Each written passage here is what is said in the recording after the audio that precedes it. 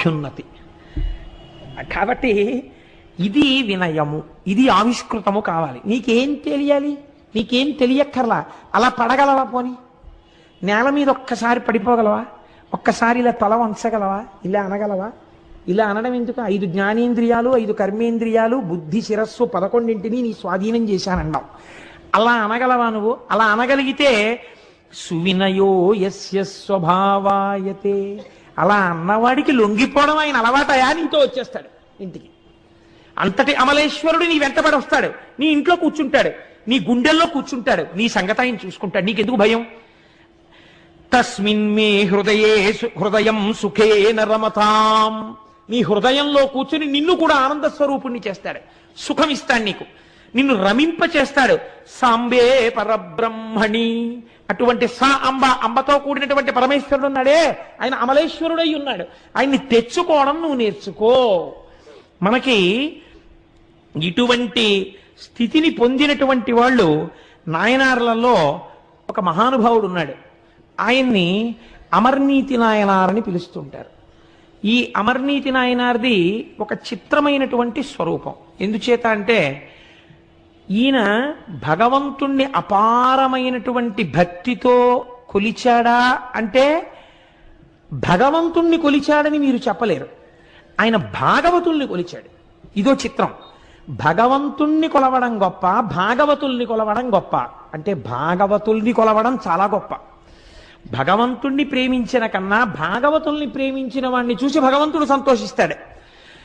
నాకు ఉపకారం చేయడం కన్నా నా కొడుకు పరుసు ఎవరో కొట్టేసినప్పుడు అదేంటి స్టేషన్లో టికెట్ కొనుక్కోవడం ఎలా అని చెప్పి దిక్కులు చూస్తున్న నా కొడుకుని గుర్తుపట్టి, నువ్వు కోటేశ్వరరావు అబ్బాయి కదా, ఏం బాబు ఇలా నించున్నావు అంటే, ఎవరో పరుసు కొట్టేశారండి, ఆ పండగకి ఇంటికి వెడదాం అనుకున్నాను, టికెట్ కొనుక్కోవడానికి డబ్బులు లేవు, ఎలాగా అని నిలబడిపోయాను, ఇక్కడ నాకు ఎవరు తెలియరంటే, పర్వాలేదులే నాయన నేను ఇస్తాను డబ్బులు, కొనుక్కో, మీ నాన్నగారు నాకు పరిచయం అయ్యా అని చెప్పేసి ఒక టికెట్ కొని ఇచ్చారనుకోండి.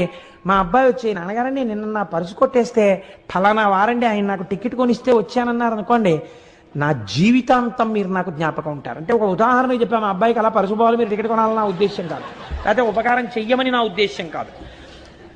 కానీ తన వారికి చేసిన ఉపకారం తనకి బాగా జ్ఞాపకం ఉంటుంది. అందుకని ఈయన ఏం చేసేవాడంటే ఒక గొప్ప సత్రం కట్టాడు. భాగవతులందరూ కూడా అక్కడికి వచ్చి భోజనం చేసేవారు, చక్కటి భోజనం పెట్టేవాడు, వాళ్ళకి రోజు వస్త్రదానం చేసేవాడు.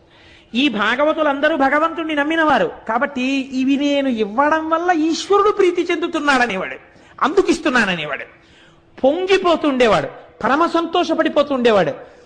ఇలా చేస్తుండగా కొన్నాళ్ళకి శంకరుడు చూశాడు, నీ గొప్పతనాన్ని లోకంలో ప్రకాశింపచేయాలరా, నేను ఇలా విడిచిపెట్టేస్తానా అన్నాడు. ఇదే వినయంతో ఒక్కసారి భగవంతుడు ముందు నిలబడితే ఎలా హృదయంలో దూరి రక్షిస్తాడో చూపించడం అమర్నీతి నాయనారి యొక్క జీవితం. ఒకనాడు శంకరుడు బ్రహ్మచారి రూపంలో వచ్చాడు. ఓ గోచి ఒకటి పెట్టుకుని ఆ దర్భలు చేత్తో పట్టుకున్నాడు, ఓ గొడుగు వేసుకున్నాడు, వామనమూర్తి వచ్చినట్టు వచ్చాడు. వస్తే ఈయన గబగబా ఎదురెళ్ళాడు. ఓయ్ రుద్రాక్షమాలలు వేసుకుని విభూతి పెట్టుకుని ఎంత అందంగా ఉన్నాయో, ఓయ్ పిల్లడా చాలా సంతోషం, ఇవాళ నువ్వు మా యొక్క సత్రంలో ఉండి కొద్దిగా భోజనం చేసి హాయిగా ఉండి వెళ్ళాలి నాయనా అన్నాడు. తప్పకుండా మీ సత్రంలో ఉంటాను, తప్పకుండా మీరు పెట్టిన భోజనం చేసి పెడతాను, కానీ ఒక్కసారి నదికి వెళ్ళి స్నానం చేసి వస్తాను. నాకు ఉన్నవే 2 గోచీలు, ఒంటి మీద ఒకటి ఉంటుంది, ఒకటి దండానికి కట్టి ఉంటుంది. ఈ దండానికి కట్టినటువంటి గోచి ఆరలేదు, వచ్చిన బాధ ఇంకా తడిగా ఉంది, నీకు ఇస్తాను, దీన్ని ఆరేయి. ఎలా ఆరేయాలో తెలుసా? బాగా ఎండగా ఉన్న చోట ఆరేయి. నేనేం చేస్తానంటే అలా వెళ్ళి స్నానం చేసి ఇలా వస్తాను, నువ్వు నాకు ఆ పొడిగోచి ఈ తడిగోచి విప్పేసి పొడిగోచి పెట్టుకుని భోజనం చేస్తానన్నాడు. ఆయన అన్నాడు అదెంత పని, తప్పకుండా అంటే. ఆయన అన్నాడు ఇదేదో ఒట్టి గోచి అనుకోకు, మహామహిమాన్వితమైన గోచి, కాబట్టి దీన్ని చాలా జాగ్రత్తగా ఉంచాలి సుమా. తప్పకుండానండి అలాగే ఉంచుతానన్నాడు. ఇప్పుడు దాన్ని పాపం ఈ అమర్నీతి నాయనారు జాగ్రత్తగా పట్టుకెళ్ళి మామూలు బట్టల్లో కలిసిపోయి అందరూ ఆరేసుకున్న బట్టల్లో దీన్ని ఆరేస్తే ఎవడో పట్టుకుపోతాడేమో అని చెప్పి కాటేజెస్లో చూడండి గోడల మీద అందరూ బట్టలు ఆరేసుకుంటే తీసుకెళ్ళిపోవాలి కాదు, పాపం పక్క రూమ్లో వాళ్ళు ఆ రూమ్ ఖాళీ చేసేసే ముందు చూసే గోడ మీద మన బట్టలు ఉన్నాయి పట్టుకొచ్చి అంటే పక్క వాళ్ళు ఆ తువ్వాలు కూడా మడతట్టి పట్టుకుపోతుంటారు.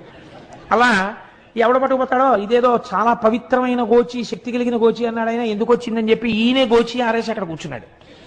ఆరగానే మడతెట్టి దాన్ని తీసుకెళ్లి అందరికీ వితరణ చేసే వస్త్రాలతో కలిసిపోకుండా భద్రంగా వేరే అట్టె పెట్టి బీరువాలో పెట్టి కూర్చున్నాడు. ఇలా వెళ్ళాడు, అలా వచ్చేసాడు. ఏ స్నానం చేయాలి, నెత్తి మీద గంగ ఉంది అన్నాడంతే, తడిసిపోయాడు, వచ్చేసాడు. అబ్బో ఒళ్ళంతా తడి చలేస్తోందో, తొందరగా గోచి పట్రా పెట్టుకుంటానన్నాడు. ఆయన లోపలికి వెళ్ళి ఇట్టే వస్తానని వెళ్ళాడు. ఆ గోచియే లేదు, అన్నీ ఉన్నాయి. అమ్మ నాయనో చాలా మహిమాన్విత గోచి అన్నాడు, ఇది ఎక్కడ కూడా అని చెప్పేసి ఇల్లు వెతికాడు, వాకిలి వెతికాడు. ఈయనేమో తడి గడగడగడగడగడలు ఆడిపోతుంటే దిక్కుమాలిన గోచి ఎక్కడ పెట్టావు పట్రా అంటాడు ఈయన. అయ్యా వచ్చేస్తున్నాను, నన్ను మన్నించండి, గోచి కనపడలేదన్నాడు. నాకు అర్థమైంది, నీ కన్ను నా మీదే పడింది. నాకొక మహిమాన్వితమైన గోచి ఉందని, ఎప్పటికైనా నేను నిన్ను చూడ్డానికి వస్తానని, నాకు కొత్త బట్టలు పెట్టే ప్రయత్నంలో ఈ పాత గోచి కొట్టేయచ్చని, దానివల్ల మహిమలు పొందొచ్చని నా గోచి కాజేశావు. హమ్మ వైశ్యుడా, నీ సంగతి నాకు తెలియదనుకున్నావా? నువ్వు చేసిన అన్నదానంలో, నువ్వు చేసిన వస్త్రదానంలో వ్యాపారమే ఉంది, అందులో నీకు నిజంగా భగవంతుని యందు ప్రీతి లేదన్నాడు. అంటే ఆయన అన్నాడు, అంత మాట అనకండి, నిజంగా నాకు అటువంటి ఏ విధమైన స్వార్థం లేదు. అంటే నిరూపించుకుంటావా అన్నాడు. నిరూపించుకుంటానన్నాడు. అయితే సరే, ఏది ఓ గోచీలై పెట్టుకుని, నేను పెట్టుకున్న గోచి పిండి ఒక తులాభారంలో వేస్తాను, ఒక తక్కెట్లో. నా గోచి అంత గొప్పది, అంత గొప్పది అంటుంటే వీళ్ళందరూ ఏమిటా మొండికేసి మాట్లాడటం, ఏదో పెద్ద గోచి గొప్పది అంటున్నాడు అనుకుంటున్నారు కదా. నా గోచితో సమానమైన వస్త్రాలు, ఐశ్వర్యం నీ దగ్గర ఉందేమో చూపించన్నాడు. అని గోచిను ఓ పక్కన పారేశాడు తక్కెట్లో. పాపం ఆయన ఇంట్లో దానం చెయ్యడానికి పెట్టుకున్నటువంటి పంచలు, చీరలు తీసుకొచ్చి అన్నీ వేసేశాడు, లేవదు. అమ్మో నిజమే, ఎంత గొప్పదో, ఈయన పెట్టుకున్న గోచియే ఇంత గొప్పదైతే ఈయన గొప్పదని చెప్పిన గోచి ఎంత గొప్పదో అనుకుంటున్నారు చూసేవాళ్ళు. ఇంట్లో ఉన్న బంగారం తెచ్చేశాడు, వెండి తెచ్చేశాడు, స్థిరాస్తుల యొక్క పత్రాలు తెచ్చేశాడు, చరాస్తులు తెచ్చేశాడు, అన్ని తక్కెట్లో పెట్టేశాడు. ఇహ తోగలేదు. ఆలోచించాడు, ఓహో వచ్చినవాడు సామాన్యుడు కాడనుకున్నాడు.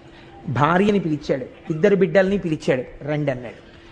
అందరూ చూస్తుండగా ఒక మాట చెప్పాడు, నేను ఎప్పుడు ఏది దానం చేసినా, నేను ఎప్పుడు ఎవరికి ఏది పెట్టినా అది పరమేశ్వర ప్రీతి కొరకు మాత్రమే పెట్టిన వాడనైతే, ఆ పుణ్యబలము చేత నా మాట సత్యమైతే ఆ గోచితో సమానంగా ఇటువైపు తక్కెడ పైకి లేచుగాక అని ఆ తక్కెట్లో నలుగురు నించున్నారు. ఢమ్మని గోచి ఉన్న వైపు కిందకి దిగిపోయింది, పైకి లేచిపోయింది. బ్రహ్మచారి అంతర్ధానం అయిపోయాడు. ఆ దేవాలయంలో ఆయన రోజు ఏ శంకరుణ్ణి ప్రార్థిస్తాడో ఆ పరమాత్మ నందివాహనారూఢుడై పార్వతీ సహితుడై సాకారంగా ప్రత్యక్షమయ్యాడు. ఈ నలుగురిని తనలో ఐక్యం చేసుకున్నాడు. నీవు చేసిన సేవలో ఉన్నటువంటి గొప్పతనాన్ని ఆవిష్కరించి నిన్ను నాలో కలుపుకోవడానికి నువ్వు ఒక్క నమస్కారం నిజాయితీతో చేసినందుకు నా వస్త్రము కన్నా నీ వినయం గొప్పదని తక్కెటిని పైకి లేపి నాలోకి నేను తీసేసుకున్నానన్నాడు. ఇప్పుడు చూడండి, ఇది శంకరాచార్యులు వారు అంటున్నారు, సువినయో యస్య స్వభావాయతే, ఒక్కసారి వినయంతో నమస్కరించగలిగితే లొంగిపోవడం అలవాటైన వాడు అన్నారు. ఏం మా స్వామి చెప్పిన దాంట్లో దోషం ఉందా? అమర్నీతి నాయనారని ఒక నాయనారే ఉన్నారే దీనికి ప్రమాణంగా. కాబట్టి భగవంతుణ్ణి నమ్మినటువంటి వాడికి ఒక్కసారి ఆ క్షేత్రానికి వెళ్ళి, ఓంకార క్షేత్రం దగ్గరికి వెళ్ళి ఆ ప్రణవలింగం దగ్గర, అమలేశ్వర లింగం దగ్గర ఎవరు శిరస్సు ఉంచి నమస్కరిస్తున్నారో వారికి అన్ని అభ్యున్నతులు కలుగుతాయి. ఆ వెనకనున్న చరిత్ర తెలుసుకుని ఆ లింగము యొక్క స్వరూపాన్ని అనుసంధానం చేసుకుని వినయంతో రెండిటిని ఇక్కడ పెట్టుకుని వెనక్కి తెచ్చుకోవడం మనకి చేతనవాలి. అలా అయిన నాడు మనం అభ్యున్నతిని పొందుతాం. అంత పరమోత్కృష్టమైనటువంటి స్వయంభూలింగము ఓంకారేశ్వర లింగము. కనుక ఈ ఓంకారేశ్వర లింగమునందు ఉత్సవాలు ఎలా